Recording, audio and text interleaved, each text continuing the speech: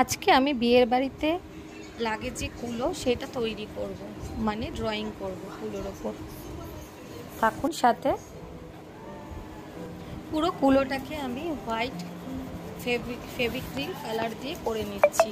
কুলোর মধ্যে এখন সাদা রঙের কোটিং চলছে, দিয়ে ভালো করে কুলোটাকে রং করে নেবেন। আগে একটা কোট করে দেবেন হোয়াইট কালারে।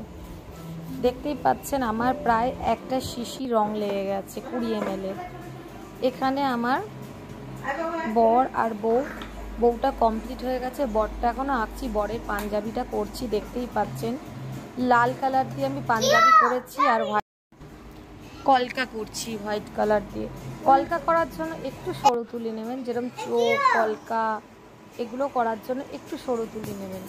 এখানে দেখুন বরের টোপরটা করা হচ্ছে।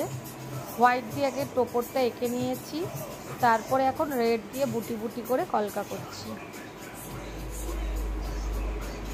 এখন আমার ড্রয়িং চলছে, এবার পুরো লুকটা আপনাদের দেখাবো। এই যে আমার কমপ্লিট হয়ে গেছে বর আর বউ।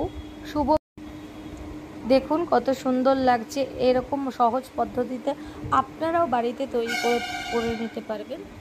এই কুলোর মধ্যে ড্রয়িং করে বর আর বউ। কেমন লাগলো অবশ্যই জানাবেন, আর ভালো লাগলে একটা লাইক, শেয়ার আর কমেন্ট করবেন। ধন্যবাদ।